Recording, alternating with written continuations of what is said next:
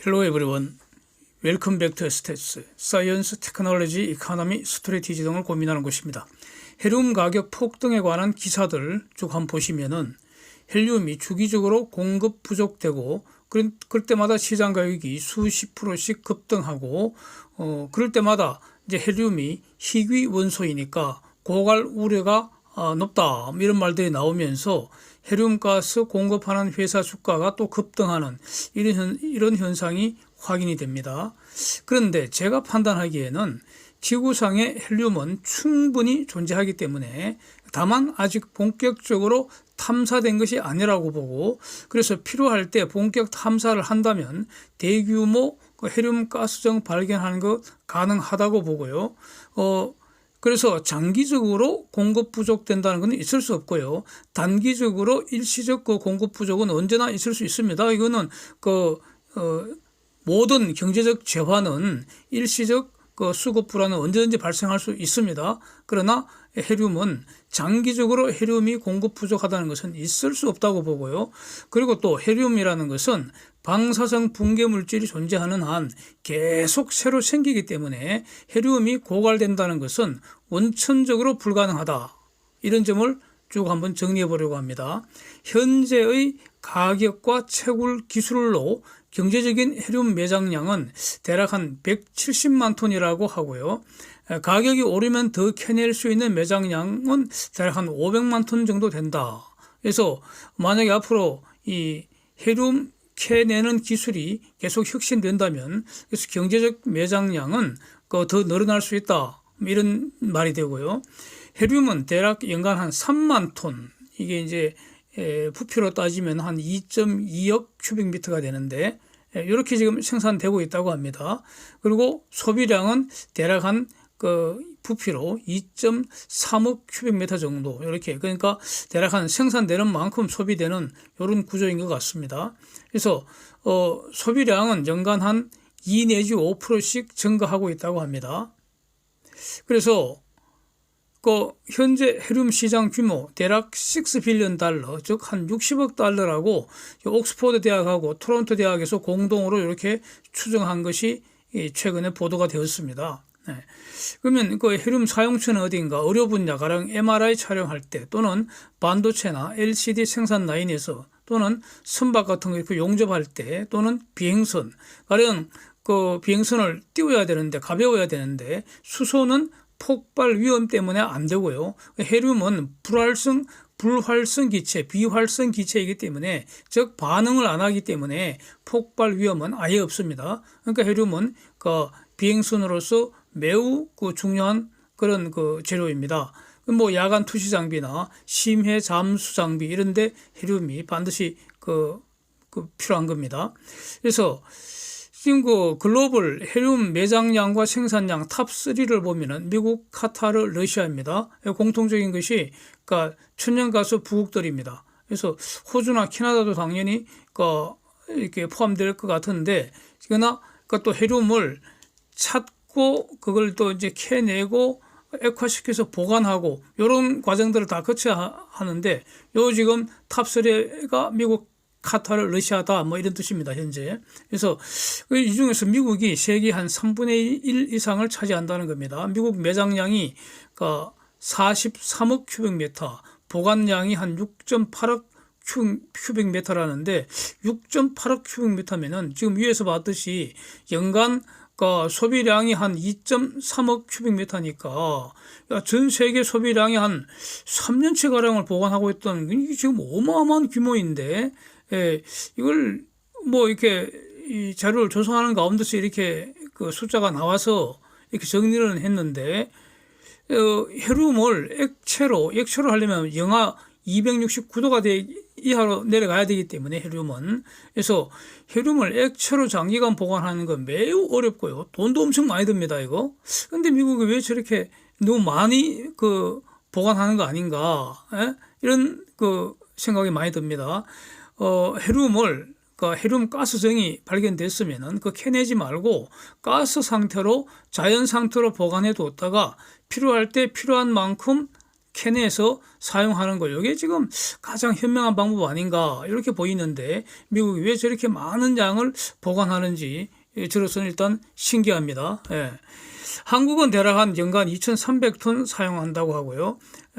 문제는 이제 중공인데, 중공은 대략 한 4,300톤 연간 소비를 하고 있는데, 생산도 하는데 중공은 한 20톤 생산한다고 합니다. 그런데 중공의 헤륨 품질 매우 조악하다는 거죠. 그래서 만약에 중공이 히토리오 무기화하면은 그러면 미국이 헤륨을 무기화할 수 있는 거 아닙니까? 그래서 하여튼 세계 경제는 긴밀하게 지금 연결되어 있기 때문에 자원 무기화하는 거 이런 거는 함부로 사용하는 거 아니라고 저는 정리하고 있습니다. 가령 최근에는 푸틴이 EU한테 에너지 무기화 하려다가 지금 폭삭 망하고 있잖아요. 지금 푸틴이 뼈도 못 추릴 것 같습니다. 그 다음에 그래서 이제 유정 천연가스정 이런 가운데 일정 조건을 갖춘 곳에서 이제 헤륨이 채굴이 되는데, 그러면은 주로 이제 천연가스가 주목이 되는데, 천연가스하고 헤륨도 가스니까요. 그래서 가스정에서 같이 발견되기가 쉬운데, 유정 위에도 또 별도로 가스가 모이는 공간이 있죠. 그래서 천연가스 대 헤륨의 비율을 보면은 만약에 헤륨 비중이 15% 나온 게 지금 역사적 최대치라고 합니다. 그러니까 앞으로 발견되지 않은 대규모 헤륨 가스정에 천연가스보다도 헤륨 비중이 15% 더 높은 게 있을 수도 있겠죠. 하여튼 지금까지 발견된 것 중에는 헤륨 비중 15%가 최대치라고 하고요. 보통의 경우에는 헤륨 농도가 그냥 수프로 이내라고 합니다. 이렇게 정리하고, 그렇다면은 이제 위에 있는 내용을 가지고 정리를 하면은 헤륨의 경제적 수명 현재 기준으로는 대략 한 60년 이내라고 볼 수도 있는데, 그러나 캐내는 기술이 혁신되고 그다음에 가격이 좀 더 올라간다면은, 그러면은 현재의 매장량 기준으로도 경제적 수명은 수백 년으로 늘어날 수도 있겠다 이렇게 말할 수 있는 거 아닙니까? 그러니까 지금 기준으로도 이 고가를 염려할 정도는 분명히 아닌 거 아니냐, 이렇게 정리할 수 있을 것 같습니다. 여기서 이제 누락된 것이, 새로운 헤륨 가스정을 발견하기 위해서 만약에 집중적인 노력을 한다면은, 그래서 장기적으로 헤륨 가격이 높은 상태를 유지한다거나 진짜로 헬륨 공급 부족 사태가 아주 심각해진다면은, 그러면은 헤륨 가스정 찾으려고 축적하자 그냥 눈에 불을 켜고 집중적인 노력을 할 거 아닙니까? 그렇게 되면은 헤륨 매장량은 지금보다 크게 늘어날 수 있다 이렇게 봅니다. 그래서 저는 기본적으로 평소에 이런 어떤 생각을 갖고 있었는데, 이런 생각을 뒷받침하는 최근 중요한 기사가 하나 나온 것 같습니다. UPI 최근 기사가 바로 이런 내용을 다루고 있는 것 같습니다. 그래서 천연가스정을 집중 탐사하면은 대규모 헤륨 가스정이 발견될 가능성 매우 높다 이런 주장입니다. 그래서 최근에 대규모 헤륨 가스정 발견된 게 바로 탄자니아 아니겠습니까? 그렇고 이제 그래서 헬륨에 대해서 인간이 지금까지 알아낸 지식들 쭉 한번 정리를 해봤는데 매우 유용합니다. 헤륨은 화학 반응이 아니라 핵 반응으로 최초로 만들어집니다. 그래서 핵 반응은 핵 분열과 핵 융합이 있지 않습니까? 그런데 지구에서 헬륨에 존재하는 기원은 지구 내부의 핵 분열입니다. 즉 지구에서는 핵 융합으로 헬륨이 만들어지는 일은 없다는 겁니다. 지구에는. 그러나 이제 우주에서는 주로 핵 융합으로 대규모 헬륨이 지금 이 순간에도 매 순간 계속 만들어지고 있다는 겁니다. 그래서 우주에서 가장 흔한 원소는 수소이고요. 그 다음으로 흔한 것이 헬륨이라는 겁니다. 지금도 태양에서는 매 순간 헬륨이 산더미처럼 만들어지고 있다 이렇게 생각할 수 있습니다. 그게 이제 온 우주로 지금 방산이 되고 있는 것이죠. 우라늄이 저절로 붕괴되어서 헬륨과 납을 만들어내는 이 과정을 저 그림으로 복잡하게 보이는 것 같지만 간단합니다. 우라늄은 저절로 부서져서 헬륨과 납으로 변해간다는 겁니다. 저 그림이 말하는 것은. 그래서 가령 우라늄 238이나 토륨 이런 자연적으로 방사선 핵 붕괴하는 그 물질들이죠. 저절로 핵 붕괴될 때 방출되는 방사선이 3개가 있습니다. 알파선, 베타선, 감마선. 이 중에서 알파선이 바로 헬륨이라는 겁니다. 원자 번호 2. 양성자 2개, 중성자 2개, 그러니까 원자량은 4. 이게 바로 헤륨입니다. 네. 그래서 헤륨은 지금 이 순간에도 지구에서도 계속 만들어지고 있습니다. 계속 만들어지고 있습니다. 어디서? 지구 내부에서. 예. 지구는 내부에서 핵 붕괴가 일어나고 있잖아요. 예. 그래서 지구 내부는 뜨겁다고요. 예.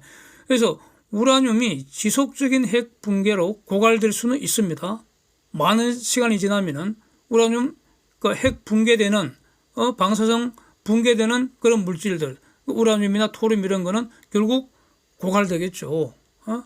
다 붕괴되고 나면 없어질 거 아닙니까? 그러나 헤륨은 고갈될 수 없는 거 아닙니까? 예. 그래서 이런 점 때문에 바로 헤륨의 생성 속도에 대한 방정식도 있다는 겁니다. 예. 그렇다면은 지구 탄생 후 지금까지 생성된 헤륨의 총량을 이론적으로 산수를 할 수도 있는 거 아닙니까? 여기서 일부 진화 가설론자들이 주장하는 것처럼 만약에 지구 나이가 46억 년이라면, 예, 가정법입니다. 만약 지구 나이가 46억 년이라면은 진짜로 그렇다면은 그 오랜 세월 동안 지구상에 만들어진 헤륨의 양은 아마 어마무시하게 많지 않겠습니까? 그리고 그것이 어딘가에 지금 산더미처럼 처박혀 있지 않겠습니까? 네. 예? 만약에 또 그렇지 않고 지구상 헬륨의 양이 그렇게 많지 않다면 그러면 지구 나이는 46억 년보다 현저히 적을 수도 있겠다. 이렇게 생각할 수도 있지 않는가? 있잖아요. 예, 그렇습니다. 그래서 헬륨의 생성량, 예? 그에 대한 방정식을 적용할 때 그 방정식이 있으니까 거기서 문제점은 지구 생성 연도 정확하게 알 수 없다. 이런 점이 문제라는 겁니다. 예. 또는 이제 거꾸로 헬륨 생성식 그걸 역산해서 지구 나이 추정하는 그런 산수놀이도 다 할 수는 있는데 저는 이런 것 전부 다 부질 없다고 봅니다. 예, 부질 없는 짓이라는 거죠. 지구 탄생 순간에 최초로 헤륨의 존재량이 0인지 어떤지 그건 증명이 불가능하잖아요. 예? 오직 가정할 수 있을 뿐이잖아요. 이것과 비슷한 어떤 그 문제가 바로 우라늄과 납을 이용해서 지구 연대 측정하는 그 모델에서도 지구 탄생하는 순간 납의 존재량이 0인지 아닌지 지금 우리가 인간이 산정할 수 없잖아요. 이것과 같은 이치라는 겁니다. 그래서 가령 이런 거 아닙니까? 최초 우라늄 수량이 100이 있었는데 그 반감기가 대략 46억 년이라니까 그 46억 년 지나면 우라늄의 절반인 50만 남았고 50은 납으로 변한다. 요거는 팩트입니다. 요건 사실입니다. 이거는 뭐 누구도 부인하지 않습니다. 그런데 이제 열심히 찾는 거죠. 인간이 뭘 찾습니까? 돌덩어리를 찾는 거죠. 우라늄과 납이 동시에 발견되는 돌덩어리를 샅샅이 찾는 겁니다. 지금. 그래서 납의 비중이 가장 많이 포함된 돌덩어리 그걸 찾아내면은 그게 지구 나이를 가장 근사하게 추정할 수 있는 돌덩이가 되지 않겠습니까? 근데 실제는 우라늄 광석에서 납이 존재하는 비중은 대부분의 경우 많아야 1% 정도, 그러니까 0. 몇 프로밖에 안 된다는 겁니다. 대부분의 경우에는. 저는 이렇게 알고 있거든요. 이것이 실제 데이터입니다. 저는 그렇게 알고 있습니다. 그 말은 우라늄 납 연대 측정 모델에 의하더라도 지구 나이는 매우 젊다 이렇게 되는 것이고요. 그런데 지금 어떤 그 근거에서 이런 말이 나오는지 저는 매우 의문인데 뭔가하니 지금 역사상 그러니까 우라늄과 납의 비율이 가장 많은 것이 지금 우라늄과 납이 절반씩 발견된 그런 돌덩어리가 있다는 겁니다. 그래서 만약 그게 사실이라면은 그 암석은 최초로 생성될 당시에 납은 전혀 없었다. 요걸 가정을 해버리면은 그러면은 현재의 납은 전부 최초의 우라늄이 핵 붕괴로 생성된 것이다. 이런 뜻이니까 그러면 그 돌덩어리 나이는 46억 년이다. 그러니까 지구 나이는 최소 46억 년이다. 뭐 이렇게 추정을 해서 주장을 한다는 거 아닙니까? 그런데 제가 볼 때 그런 주장은 사기에 가깝다고 봅니다. 예? 그 돌덩어리가 처음 만들어질 때 납의 존재량이 0인지 50인지 10인지 그걸 어떻게 알 수가 있습니까? 독립적으로 알 수 있는 방법이 없지 않습니까? 헬륨도 마찬가지다 이런 뜻입니다. 그래서 인간이 할 수 없는 그 능력의 한계가 있는 것이고 인간이 알 수 없는 그 지식의 한계가 있는 거 아닙니까? 그래서 이것을 명확히 아는 것이 바로 하나님을 만나는 그 접점이지 않는가. 저는 이렇게 그 정리를 하고 있습니다. 뭐 이런 생각은 제가 대학 한 3학년 때부터 이런 그 입장을 가지고 있었고 지금도 달라지지 않습니다. 달라진 것이 없습니다.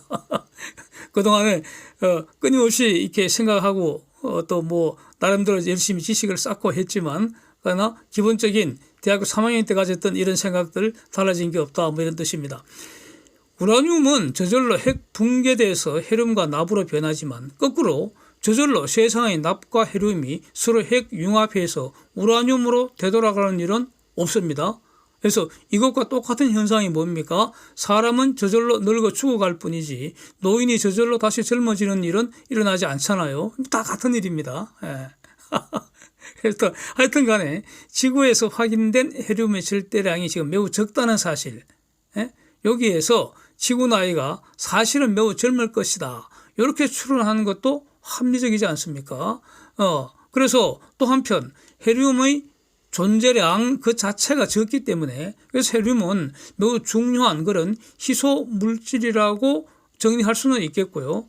산업상 꼭 필요하지만 다른 물질들을 섞어서 만들 수가 없다는 겁니다. 그러니까 방사성 물질 붕괴되는 과정에서 만들어질 뿐이지 다른 물질을 가지고 화학 반응을 통해서 헤륨을 만들어낼 수 없다는 겁니다. 그러니까 요거는 전략 자원이 될 수도 있겠다는 겁니다. 그러니까 미국이 저렇게 많은 헤륨의 양을 보관하는 거 아닌가 뭐 이런 점에서 뭐 어느 정도 이해는 됩니다.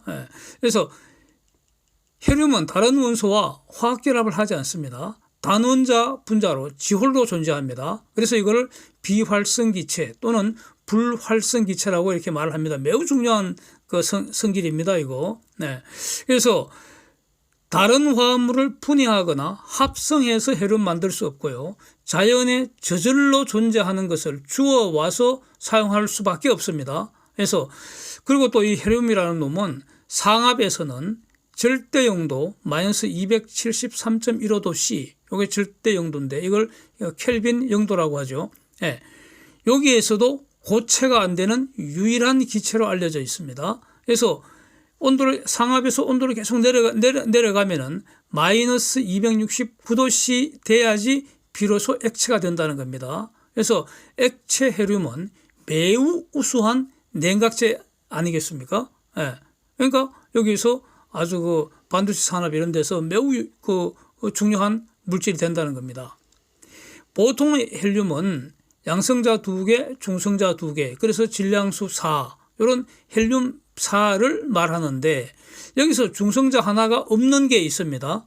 자연적으로 그런 게 있다는 겁니다. 그런데 동위원소 아닙니까? 중성자 하나가 없는 거. 그걸 바로 헬륨 3, 헬륨 3이라고 하는데 이제 헬륨은 기체니까 주로 대기 중에 이제 존재를 하는데 대기 중에서 헬륨 100만 개를 딱 찍어내면은 그 중에 헬륨 3는 2개만 존재한다는 겁니다. 이걸 2ppm이라고 합니다. parts per million. 100만 개 중에 2개 비율로 헬륨 3가 존재를 합니다. 그러니까 대기 중에서 헬륨 3를 분리 채집할 수 있는데 그 얼마나 돈이 많이 들겠습니까? 그래서 헬륨 3은 비싸다는 겁니다. 헬륨 3은 황금 덩어리보다도 훨씬 더 비쌉니다. 그렇고 그래서 그러니까 저 말은 헬륨 3는 사실상 지구에는 없다. 있기는 있는데 너무 적기 때문에 사실상 없다. 이렇게 말할 수 있습니다. 그런데 헬륨 3는 핵 융합의 원료로서 사실 매우 중요한 물질입니다. 그러니까 헬륨 3하고 헬륨 4는 완전히 또 다른 물질입니다. 그렇게 보면 되겠습니다. 근데 이제 그 달에는 뻥을 좀 치면은 헬륨 3이 무진장이라고 할 만큼 풍부하다는 겁니다. 매 순간 태양의 핵융합으로 만들어지는 헬륨3가 우주로 그냥 매 순간 발산되어서 이제 영원히 날아가는 것이죠.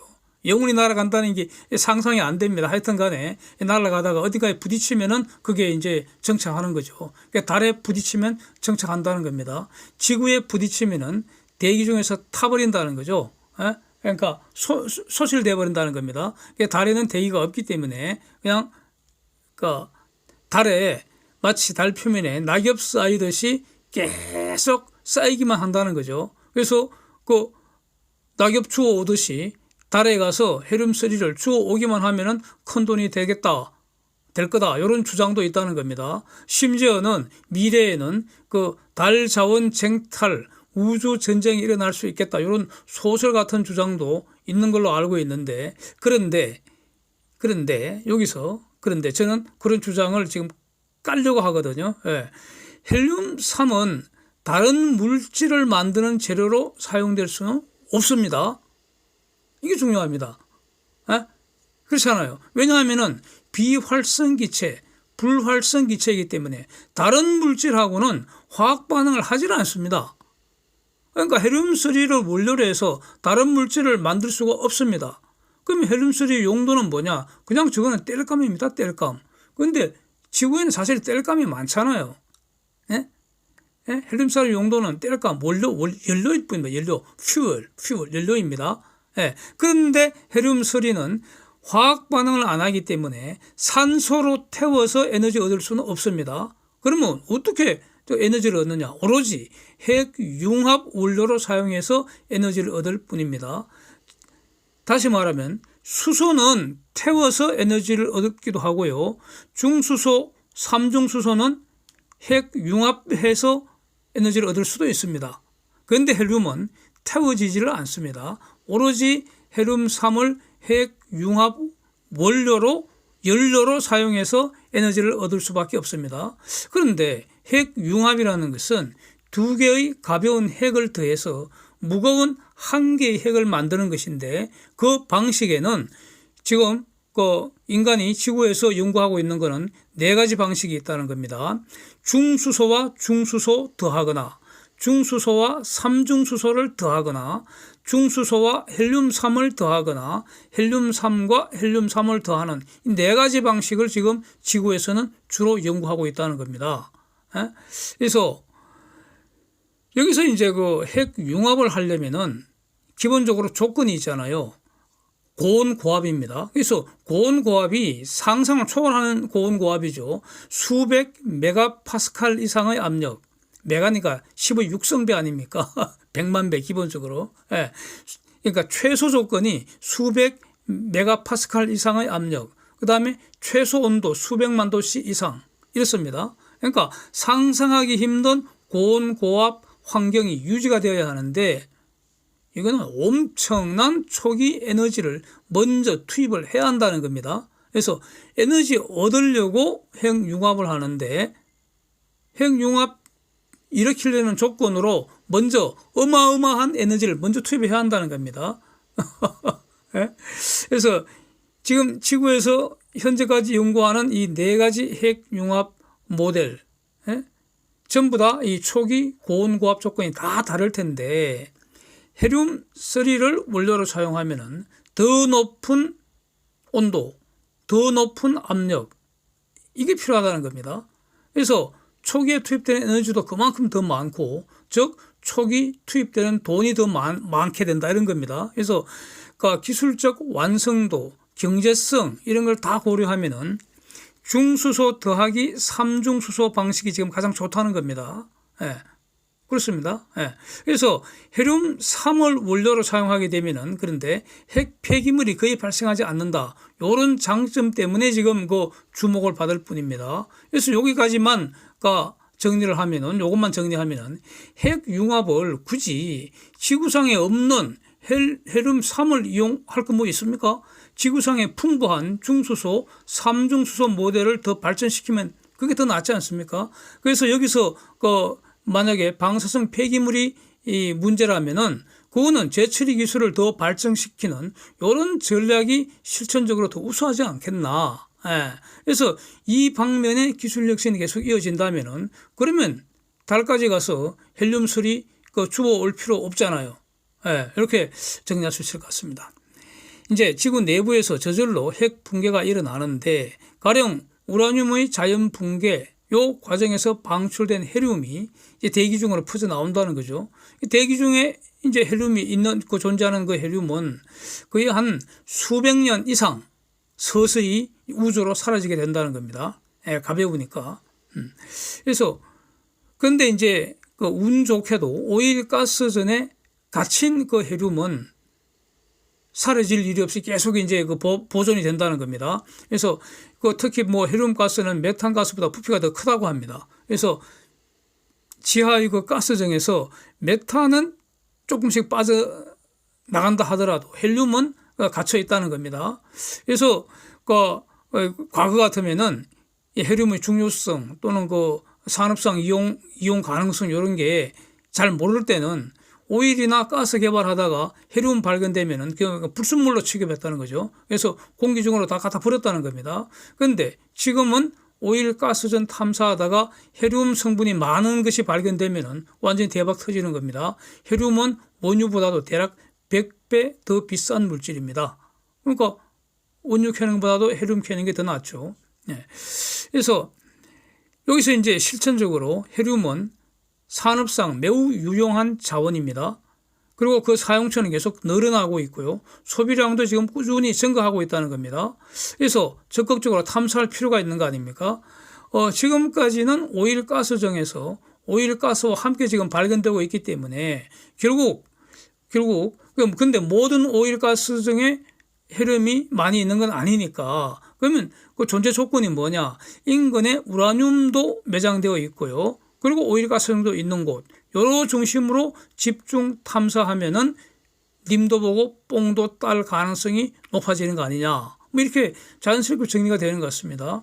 그래서 오일가스정도 발견하고 우라늄 광산도 찾고 동시에 헬륨 가스정도 발견하고 이게 앞으로 그 자원 탐사할 때 그 중점적으로 어떤 따져야 되는 그런 그 관계 아닌가 싶습니다.